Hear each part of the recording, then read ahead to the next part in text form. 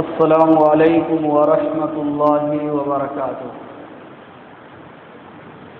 ان الحمد للہ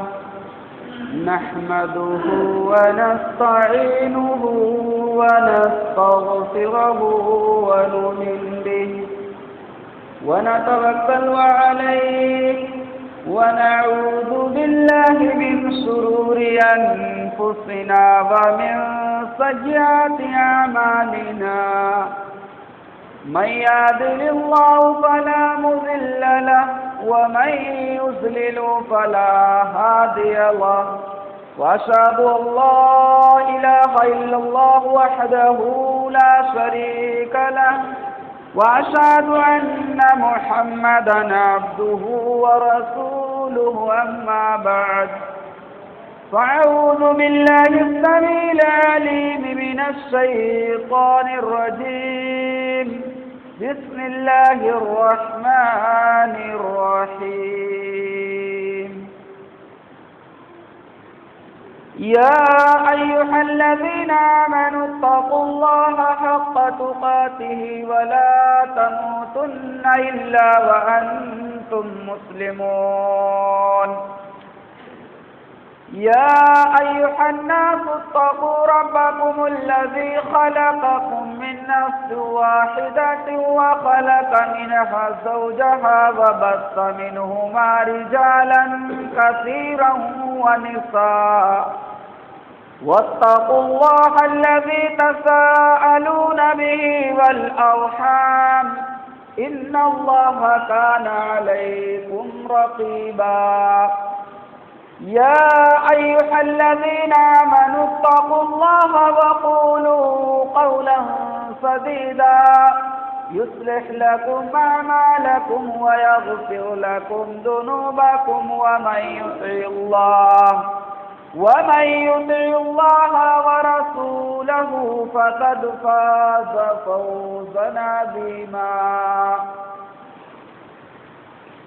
أما بعد فإن خير الحديث كتاب الله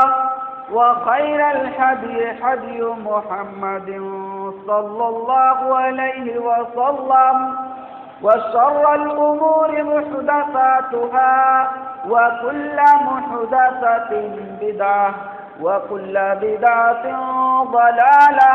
وكل ضلالة في النار أعوذ بالله السميع العليم من الشيطان الرجيم من حمده ونفثه بسم الله الرحمن الرحيم يا أيها الذين آمنوا لا تخونوا الله والرسول وتخونوا أماناتكم وأنتم تعلمون وقال الله تبارك وتعالى في مقام آخر إن الله يأمركم أن تؤدوا الأمانات إلى أهلها وإذا حكمتم بين الناس أن تحكموا بالعدل وعن أنس رضي الله تعالى عنه أن رسول الله صلى الله عليه وسلم قال لا إيمان لمن لا أمانة له ولا دين لمن لا عهد له رب اشرح لي صدري ويسر لي أمري واحلل عقدة من لساني يفقهوا قولي رب زدني علما اللهم رب زدني علما يا مقلب القلوب ثبت قلوبنا على دينك يا مصرف القلوب صرف قلوبنا على طاعتك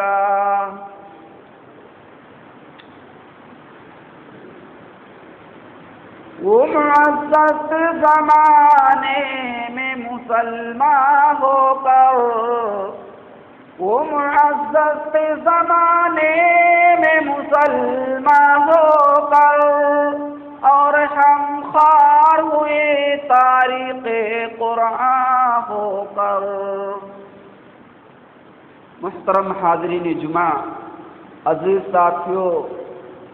بزرگوں، نوجوان دوستوں، عزیز بچوں، پردہ نشین خواتین، اسلامی ماؤں اور بہنوں، سب سے پہلے ہر قسم کی تعریف و توصیف، کبریائی، بڑائی و بزرگی، ہر قسم کی حمد و ثنا خالق کائنات مالک ارض و سما کے لیے ہے۔ ہر قسم کی کبریائی، بڑائی اللہ رب ذوالجلال کے لیے ہے، جو ساری کائنات کا خالق و مالک، مربی و پالنہار ہے۔ وہ الہ رب العالمین جو ہماری اور آپ کی موت و حیات کا خالق و مالک ہے۔ بعدہ درود و سلام کے پھول نچھاور ہوں اللہ رب العالمین کے تمام انبیاء کرام پر، خصوصاً اس کے آخری نبی، نبیوں کے سلسلے کی آخری کڑی، امام الانبیاء رحمت للعالمین، سید الانبیاء جناب عربی حیث محمد مصطفیٰ صلی اللہ علیہ وسلم پر۔ محترم حضرات، خطبہ مسنونہ کے بعد مقدس کتاب قرآن عظیم کی سورہ انفال کی آیت نمبر 27 اور سورہ نساء کی آیت نمبر 58 آپ لوگوں کے درمیان تلاوت کی گئی، اور صحیح الجامع کی ایک حدیث آپ لوگوں کے درمیان پڑھی گئی۔ آج سے خطبہ جمعہ کے اندر انہی نصوص کو سامنے رکھ کر کے آپ لوگوں کے درمیان جس موضوع کے متعلق گفتگو کی جائے گی وہ موضوع ہے امانت داری کا مقام و مرتبہ، یعنی امانتوں کے اندر خیانت نہ کرنا، امانت کے اندر اس کو امانت داری کے ساتھ محفوظ رکھنا۔ جیسے مثال کے طور پہ کسی نے اپنا مال و دولت آپ کے پاس بطور امانت رکھ دیا تو اس کے اندر خیانت نہ کرنا۔ کسی نے اپنی بات آپ کے پاس بطور راز آپ کو بتا دیا کہ بھائی یہ راز کے طور پہ آپ کے پاس میں رکھ رہا ہوں، تو اس کے اندر خیانت نہ کرنا، راز کو فاش مت کرنا، راز کو شو مت کرنا۔ اسی طریقے سے اور بھی بہت ساری چیزیں ہیں جن کی مثال دی جا سکتی ہے۔ بہرحال آج کے خطبہ جمعہ کے اندر اسی موضوع کے متعلق گفتگو کی جائے گی۔ اللہ رب العالمین ہم تمام مسلمانوں کو کہنے سننے سے زیادہ دین کی باتوں پہ عمل کرنے کی توفیق عطا فرمائے، آمین۔ آئیے سب سے پہلے آج کے خطبہ جمعہ کے اندر ایک مسئلے کی وضاحت کر دی جائے جس کے متعلق عموماً لوگ غلطیاں کرتے رہتے ہیں ہر خطبہ جمعہ کے اندر۔ وہ غلطی یہ ہے کہ ویسے تو جمعہ کی اہمیت فضیلت کو سمجھتے ہوئے اذان ہونے سے پہلے مسجد میں آنا چاہیے۔ حق یہ بنتا ہے کہ جمعہ کی اہمیت اور فضیلت کو سمجھتے ہوئے ہم تمام لوگوں کو کم سے کم ہفتے میں ایک ہی دن آنا رہتا ہے، وہ بھی 1-8 گھنٹے کے لیے، تو اس کی قدر و قیمت کو سمجھتے ہوئے اذان ہونے سے پہلے آنا چاہیے، اور آنے کے بعد کم سے کم 2 رکعت، اور ٹائم ہے تو 4 رکعت 6 رکعت 2 کر کے سنت ادا کر سکتا ہے آدمی، لیکن کم سے کم 2 رکعت سنت پڑھ کے پھر اس کے بعد مسجد میں بیٹھنا چاہیے۔ لیکن ایک تو ہم لیٹ سے آتے ہیں، اور دوسری چیز ایک جگہ پہ لوگ غلطی کرتے ہیں کہ بعض لوگ جیسے پہنچے اذان سے تھوڑی دیر پہلے تو اذان وہ کھڑے رہتے ہیں، اذان کا انتظار کرتے ہیں کہ اذان ہو جائے گی اس کے بعد سنت پڑھیں گے۔ بعض لوگ درمیانے اذان آتے ہیں، اذان ہو رہی ہے، آئے تو وہ کھڑے ہو کے انتظار کرتے ہیں اذان پوری ہو جائے گی، پھر اس کے بعد سنت ادا کریں گے 2 رکعت، پھر بیٹھیں گے۔ تو ہم اور آپ لوگ یہ بات جان لیں، کان کھول کے سن لیں کہ امام کا خطبہ سننا، خطبہ وہ جو شروع میں خطبہ ہوتا ہے وہ سننا، عربی میں پڑھا جاتا ہے، اب ہم لوگ سمجھ پاتے ہیں کہ نہ سمجھ پاتے ہیں الگ مسئلہ ہے، لیکن خطبہ اصل وہی ہے، اور اس خطبے کو سننا ضروری ہے، واجب ہے، امام کا خطبہ سننا واجب ہے، جبکہ اذان کا جواب دینا یہ واجب نہیں ہے، یہ سنت ہے، اور ہم کھڑے ہو کے انتظار کرتے ہیں، پھر اس کے بعد پتہ چلتا ہے کہ ہم سنت پڑھ رہے ہیں، ادھر خطبہ ہو رہا ہے اور خطبہ نہ سن کر کے ہم نماز پڑھ رہے ہیں۔ تو بہتر یہ ہے کہ درمیان اذان پہنچے یا اذان سے تھوڑا دیر پہنچے تو آپ انتظار نہ کریں اذان کا پورا ہونے کا، آپ 2 رکعت کی نیت باندھ کر کے اور اس کے بعد میں آپ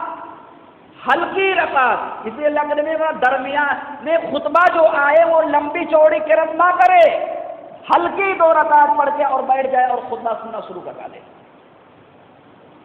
تو ہمیں اور آپ کو پتا چلا کہ درمیان اذان آئے تو کھڑے نہ رہیں بلکہ سنت پڑھنا چالو کر دیں، بعد میں آپ اذان کا جواب دے سکتے ہیں۔ بہرحال آئیے موضوع کی طرف چلتے ہیں۔ امانت داری کا مقام و مرتبہ جو ہے یہ بہت ہی زیادہ قرآن و سنت کے اندر ذکر ہے، جبکہ اسی کے اپوزٹ میں امانت کے اندر خیانت کرنے والے کی اس کے بارے میں بہت دردناک عذاب کی خوشخبری سنائی گئی ہے۔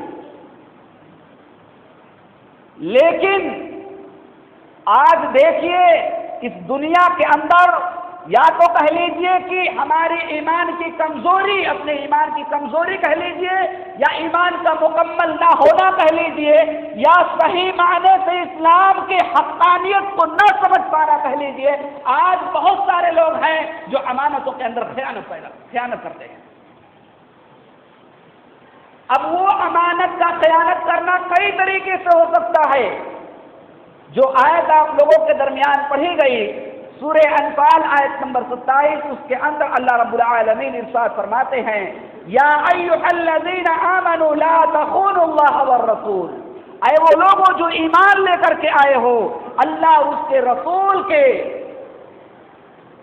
امانتوں میں خیانت نہ کرو۔ کیا مطلب؟ اللہ اور اس کے رسول کے ساتھ خیانت؟ اس دنیا میں جو کچھ ہے وہ اللہ ہی کی تو دی ہوئی امانت ہے، یہ جسم، یہ ہاتھ، یہ پاؤں، یہ آنکھیں، یہ کان، یہ دانت، یہ جسم کے سارے اعضاء اور دنیا کے اندر جتنی بھی نعمتیں اللہ نے عطا کی ہیں اور اللہ کی طرف سے دی ہوئی امانت ہے ہمارے اور آپ کے لیے۔ اگر ان امانتوں کا صحیح استعمال ہم نے نہیں کیا اللہ کے فرمان کے بتائے ہوئے کے مطابق، تو یہ سمجھ لیجئے کہ اللہ کی امانت میں خیانت پیدا کرنا ہے۔ اللہ کے رسول کے فرمان کے ہم نے اپنایا نہیں صحیح طریقے سے، تو یہ بھی ایک طرح کا خیانت میرے بھائی اور دوستوں۔ اللہ رب العالمین نے آگے فرمایا وَتَخُونُوا أَمَانَاتِكُمْ وَأَنْتُمْ تَعْلَمُونَ، اور آپس کے امانتوں میں بھی جان بوجھ کر کے خیانت مت کرو۔ آج آدمی نوکری کرتا ہے، اس نوکر کے اوپر آدمی اعتبار کرتے ہوئے، بھروسہ کرتے ہوئے اپنا ساز و سامان، اپنی دکان، اپنی کوئی چیز سونپ دیتا ہے کہ آپ لے جائیے اس کو، آپ اس کی دیکھ ریکھ کیجئے، میں جا رہا ہوں فلاں کام سے۔ اگر آدمی اپنی ذمہ داری کو کما حق نہیں نبھا رہا ہے تو وہ بھی امانت کے اندر خیانت ہے، یا اس کے اندر کوئی کمی بیشی کر رہا ہے وہ بھی امانت کے اندر خیانت ہے۔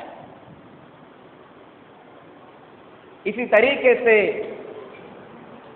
اللہ کے آخری نبی صلی اللہ علیہ وسلم کے سیرتوں کو پڑھیے، صحابہ کرام کی زندگیوں کو ہم اور آپ لوگ دیکھیں گے تو اش کریں گے، اس قدر امانت داری، اس قدر ان کے اندر دیانت داری۔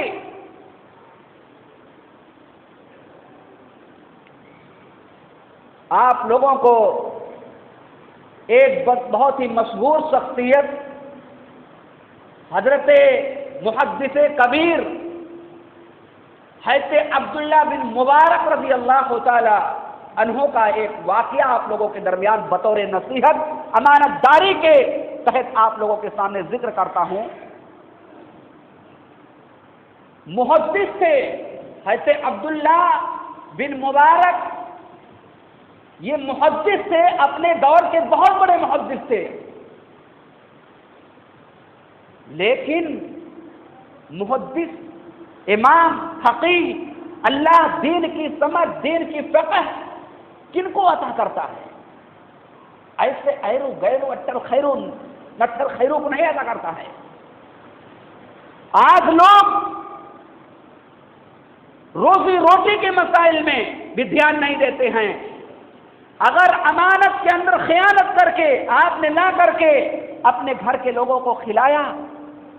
کیا آپ کے بچے امام بنیں گے؟ آپ کے بچے فقیہ بنیں گے؟ آپ کے بچے حافظ بنیں گے؟ بالکل نہیں۔ بہت ہی ضروری مسئلہ ہے، بہت ہی ضروری احتیاط کے ساتھ ہمیں اور آپ کو روزی روٹی کے وسائل کو سمجھنا چاہیے۔ یہ حضرت عبداللہ بن مبارک رضی اللہ تعالی عنہ بہت ہی مشہور شخصیت ہیں، لیکن ان کے باپ جو مبارک رحمہ اللہ ہے، ان کے بارے میں حضرت شاہ عبد العزیز رحمہ اللہ ایک واقعہ نقل کرتے ہیں کہ یہ ایک مسلمان امیر مالدار کے یہاں پہ نوکری کرنے کے لیے گئے۔ اس نے اپنے یہاں پہ ان کو بطور نوکر جب رکھا تو اپنے باغ کا نگرانی کرنے کے لیے رکھا کہ یہ بہت بڑا میرا باغ ہے، آپ اس کی دیکھ ریکھ کیجئے، اس کو پانی پلائیے، درختوں کی پرورش کیجئے اچھے طریقے سے، یہی آپ کا کام ہے۔ اور کام سونپ کر کے اور وہ رئیس شخص اپنے گھر کی طرف واپس چلا گیا۔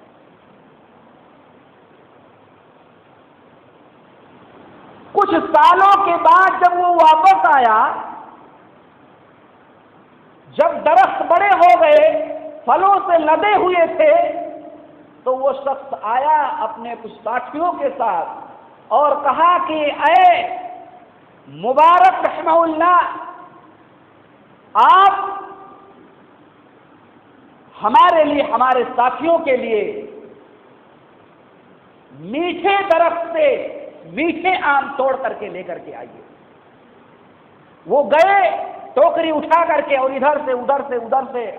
آم لا کر کے اور رکھ دیا چن کر کے۔ لوگوں نے کھایا تو کچھ آم میٹھے، کچھ آم کھٹے، کچھ آم رسیلے، کچھ آم بدمزہ نکلے اس میں۔ مالدار شخص نے کہا، باغ کے مالک نے کہا کہ اے مبارک، ہم نے تم سے میٹھے آم لانے کے لیے کہا تھا، یہ تم نے کیسے آم لا کر کے رکھ دیا ہمارے سامنے؟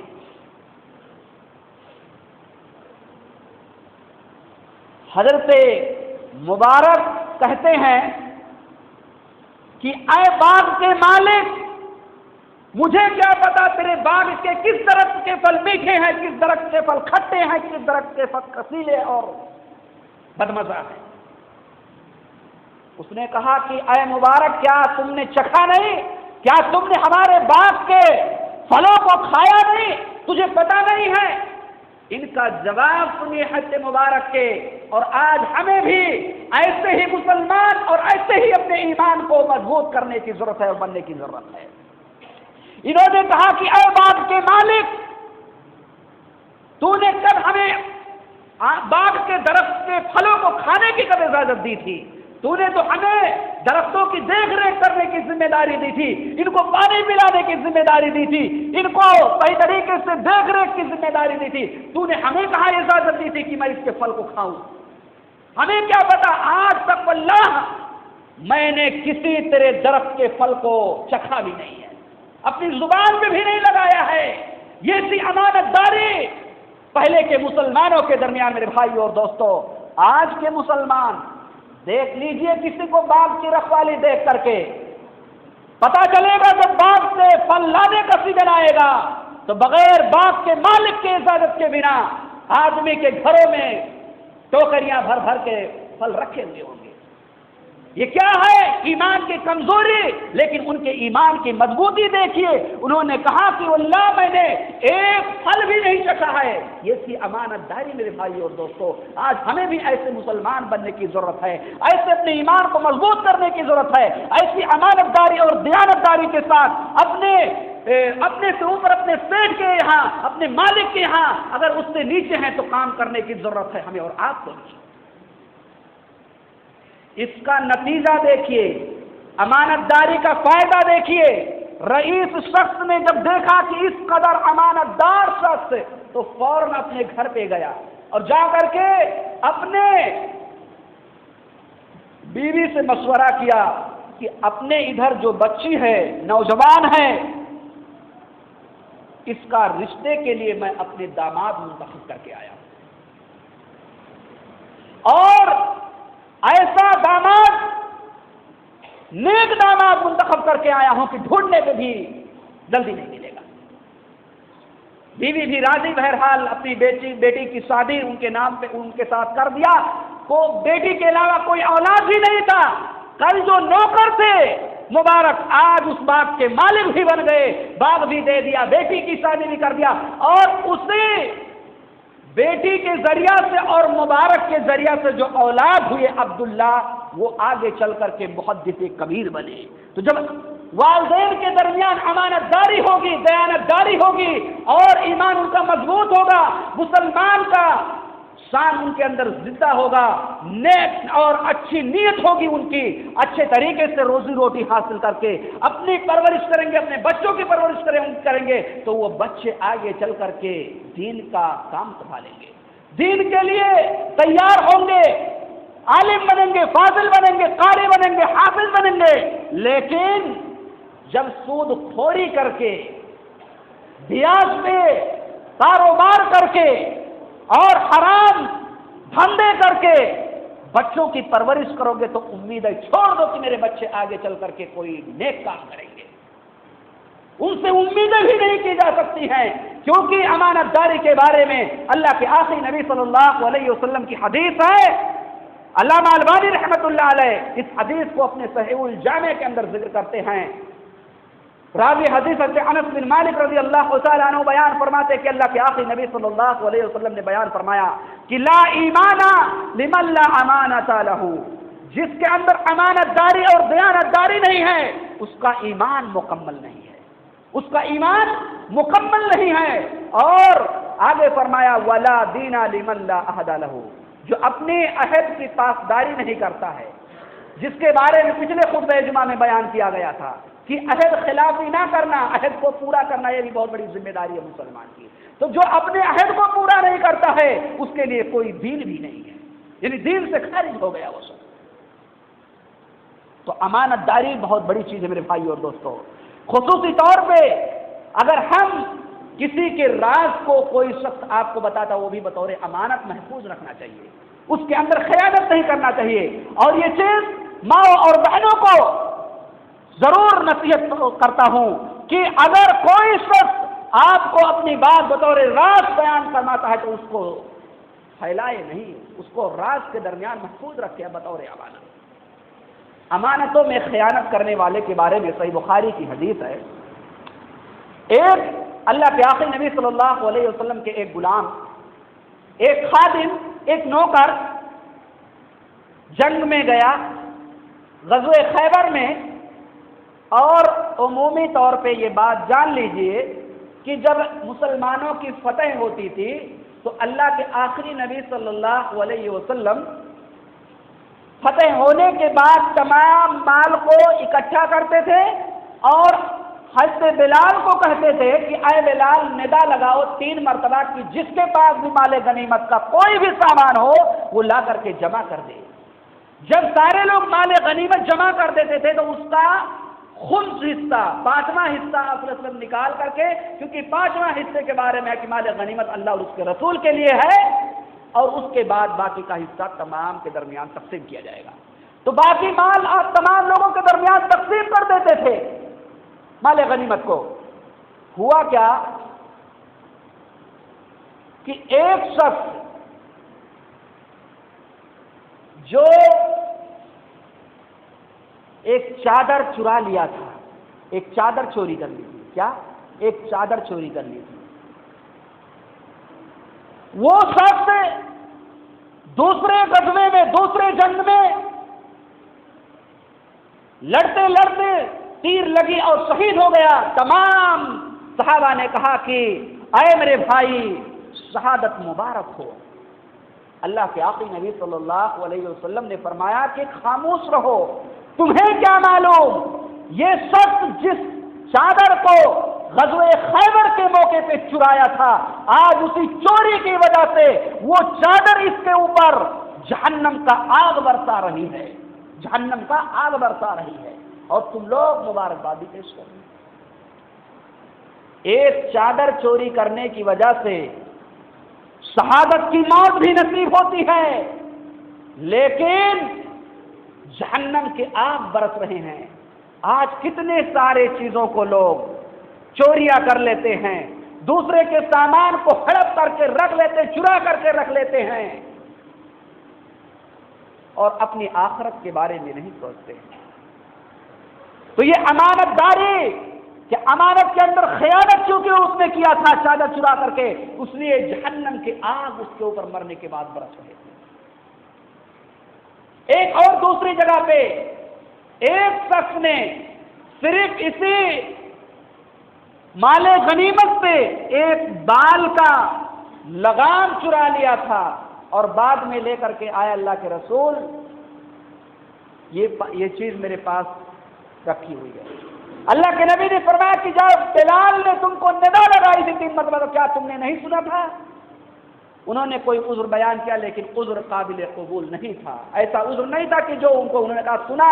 لیکن اس کے باوجود میں رکا رہا، لالچ میں آئے تھے. اللہ کے نبی نے فرمایا کہ جب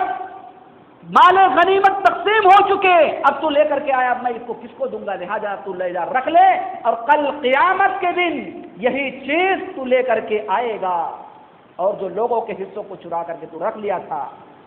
تجھ کو لوگوں کے سامنے پیش کیا جائے گا. اللہ کے آخری نبی صلی اللہ رب العالمین نے سورۃ النساء کے اندر مال کے اندر خیانت، امانت کے اندر خیانت کرنے والوں کے بارے میں بیان فرمایا کہ ان اللہ یأمرکم ان تعدوا الامانات الی اہلها واذا حکمتم بین الناس ان تحکموا بالعدل. یعنی اللہ رب العالمین تمہیں حکم دیتا ہے کہ امانت ان کے اہل والوں کے پاس ہی پیش کیا جائے.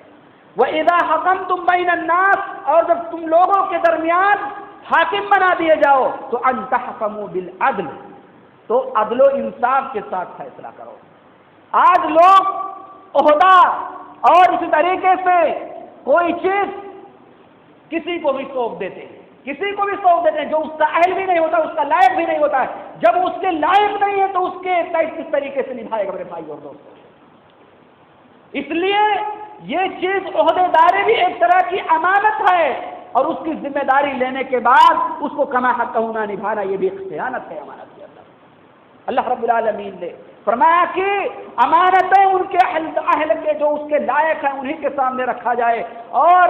اسی طریقے سے میرے بھائی اور دوستو اللہ رب العالمین نے سورہ آل عمران آیت نمبر 161 کے درمیان بیان فرمایا کہ وَمَا كَانَ لِنَبِيٍّ أَن يَغُلَّ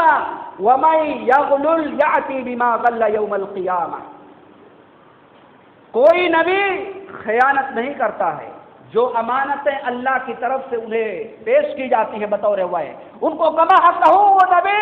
لوگوں تک پہنچانے کی کوشش کرتا ہے. امانتوں کے اندر کوئی نبی خیانت نہیں کرتا ہے. وَمَن يَغْلُلْ يَأْتِ بِمَا غَلَّ يَوْمَ الْقِيَامَةِ، اور جو بھی شخص چاہے نبی ہو یا ولی ہو یا کوئی عام انسان ہو، امانت کے اندر خیانت کرے گا اور اس کو اپنے پاس رکھ لے گا، کل قیامت کے دن وہی چیز لے کر کے اور اپنے ساتھ میں آئے گا، اور لوگوں کا جس کے امانت میں خیانت کیا تھا اس کو ان کا بدلہ اللہ رب العالمین دلائے گا. ثم توفى كل نفس ما كسبت وهم لا يظلمون، اور ہر اس شخص کو جو اس نے کیا ہے، جو اس نے کمایا ہے، اس کا بدلہ اللہ رب العالمین پورا اس کو دلوائے گا. اللہ تعالیٰ کسی کے ساتھ ظلم نہیں کرے گا. پتہ چلا اس آیت سے کہ آج جن کی امانتوں کے اندر خیانت کر دیتے ہیں لوگ، کل قیامت کے دن وہی چیز جو چرا لیتے ہیں، خیانت کر لیتے ہیں،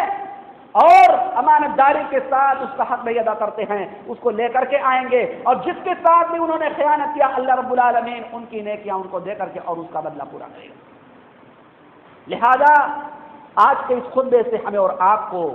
جس بات کا پتہ چلا کہ اگر ہمارے اور آپ کے پاس کوئی شخص کہیں مال ہو، دولت ہو، روپیہ ہو، پیسہ ہو، یا اپنی راز ہو اور اپنی کوئی رائے ہو لے کر کے آئے تو امانت داری کے ساتھ اس کو ادا کرنے کی کوشش کریں، اس کو نبھانے کی کوشش کریں، کسی کے ساتھ خیانت نہ کرے میرے بھائی اور دوستو۔ اللہ رب العالمین سے دعا ہوں کہ بار العالم تمام مسلمانوں کو کہنے سننے سے زیادہ دین کی باتوں پہ عمل کرنے کی توفیق عطا فرمائے، آمین۔ اللہ رب العالمین ہم تمام مسلمانوں میں سے جو بھی مسلمان بھائی بیمار پریشان حال ہیں، اللہ تو ان تمام لوگوں کو شفائے کاملہ عاجلہ عطا فرما۔ اے اللہ رب العالمین ہم تمام مسلمانوں میں سے جو بھی مسلمان بھائی دنیا سے جا چکے ہیں، اللہ رب العالمین ان کی قبروں کو منور فرما دے۔ الہ رب العالمین ہم تمام مسلمانوں کا خاتمہ ہو کلمہ توحید ایمان باللہ پر ہو، مرنے کے بعد اپنی رحمت سے عذاب قبر عذاب جہنم سے بچا، جنت الفردوس میں اعلی مقام عطا فرما، وآخر دعوانا الحمدللہ رب العالمین۔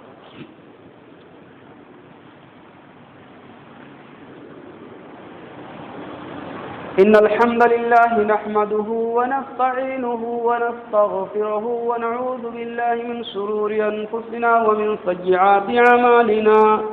من يهده الله مضل له ومن يضلل فلا هادي له، وأشهد أن لا إله إلا الله وحده لا شريك له، وأشهد أن محمدا عبده ورسوله، أما بعد، أعوذ بالله من الشيطان الرجيم، بسم الله الرحمن الرحيم، إن الله وملائكته يصلون على النبي يا أيها الذين آمنوا صلوا عليه وسلموا تسليما، اللهم صل على محمد وعلى آل محمد كما صليت على إبراهيم وعلى آل إبراهيم إنك حميد مجيد، اللهم بارك على محمد وعلى آل محمد كما باركت على إبراهيم وعلى آل إبراهيم إنك حميد مجيد۔ عباد الله رحمكم الله، إن الله يأمر بالعدل والإحسان وإيتاء ذي القربى والفحشاء والمنكر والبغي يعظكم لعلكم تذكرون، واذكروا الله يذكركم وادعوه يستجب لكم، ولذكر الله تعالى أعلى وأتم وأكبر، والله يعلم ما تصنعون۔